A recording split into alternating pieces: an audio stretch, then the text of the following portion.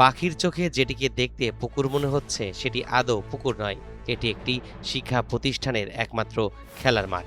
সুন্দর আধুনিক ভবনের সামনে শিক্ষার্থীদের খেলার মাঠ এখন পুকুরে পরিণত হয়েছে। বছরের পর বছর এমন অবস্থায় খেলাধুলা থেকে বঞ্চিত 7 প্রতিষ্ঠানের হাজার শিক্ষার্থী। কিশোরগঞ্জের ইটনা উপজেলার জয়সিদ্ধি উচ্চ বিদ্যালয়ের শিক্ষার্থীদের একমাত্র মাঠটি চারপাশে ভাঙাচোরা, উঁচু নিচু খানাখন্দে ভরা। সেখানে সারা বছর পানি জমে থাকে। স্কুলে অ্যাসেম্বলি হয়, আমরা নিয়মিত অ্যাসেম্বলি করতে পারি না। আমাদের খেলাধুলা অনেক স্টুডেন্ট এই জায়গায় মনে করছেন এই যে বর্তমান পানিতে পড়ে যাচ্ছে করছে এই আর কি, আমরা ঠিক মতো খেলাধুলা অ্যাসেম্বলি কিছু করতে পারি না। মানে আমাদের প্রধানমন্ত্রীর দৃষ্টি আকর্ষণ করছি যেন আমাদের এই মাঠটা বড় করে। আমরা পড়াশোনার পাশাপাশি আমাদের বিনোদনের দরকার ছিল, আমাদের খেলাধুলাটাও আমাদের প্রয়োজন। প্রতি সপ্তাহে সর্বোচ্চবার বিকাশ পেমেন্টে 50 জন হবেন পেমেন্ট চ্যাম্পিয়ন। জিতে নিন টিভি সহ আকর্ষণীয় সব প্রাইজ। তাই আমাদের এই মাঠটা যদি বরাদ করা হতো তাহলে আমাদের প্রতিদিনের সমাবেশও খুব ভালো হতো। তাই আমাদের মাঠটা যদি বরাদ করে দেওয়া হতো খুব ভালো। এই দৃশ্য শুধু জয়সিদ্ধি উচ্চ বিদ্যালয়ের নয়, ইটনা উপজেলার মহেশচন্দ্র সরকারি মডেল শিক্ষানিকেতন, ইটনা সরকারি বালিকা উচ্চ বিদ্যালয়, বড়বাড়ি উচ্চ বিদ্যালয়, বেতেগা সরকারি প্রাথমিক বিদ্যালয় এবং লাইমপাশা উচ্চ বিদ্যালয় সহ আরও বেশ কিছু শিক্ষা প্রতিষ্ঠানের খেলাধুলার মাঠ আজ সংস্কারের অভাবে অচল হয়ে পড়েছে।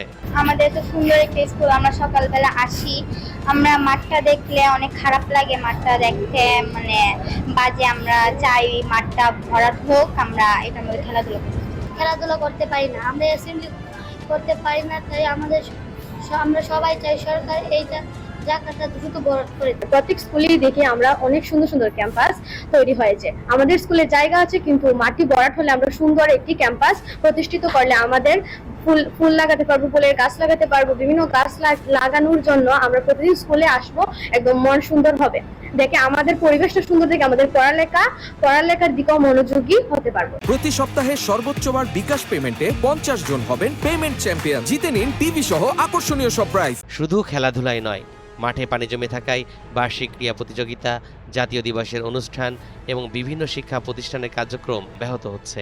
এতে শিশু কিশোরদের শারীরিক ও মানসিক বিকাশে নেতিবাচক প্রভাব ফেলছে, এমনটাই মনে করছেন শিক্ষক ও অভিভাবকরা। বাচ্চাদের জায়গা দিতে পারতেছে না, দাঁড়ানোর মতো একটা বিল্ডিং ওঠায় তার অ্যাসেম্বলি করানো যায় না, স্টুডেন্ট সংখ্যা অনেক। আমরা খুবই অসুবিধার মধ্যে আছি।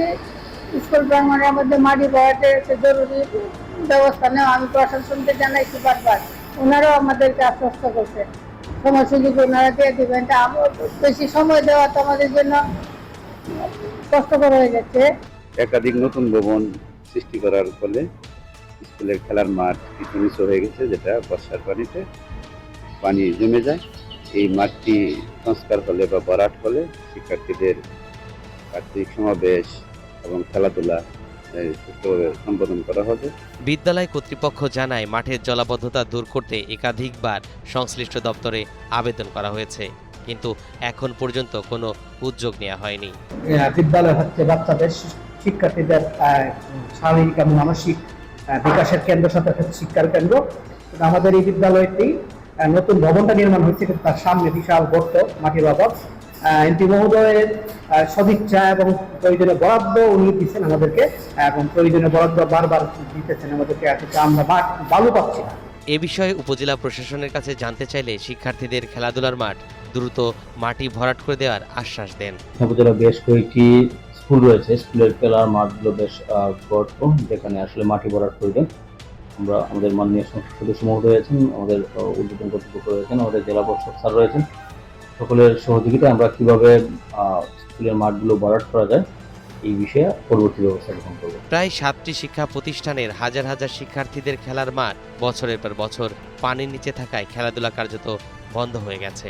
এখন সংশ্লিষ্ট কর্তৃপক্ষ দ্রুত উদ্যোগ নিয়ে শিক্ষার্থীদের মাঠ ফিরিয়ে দেবে, এমনটাই প্রত্যাশা এলাকাবাসীর।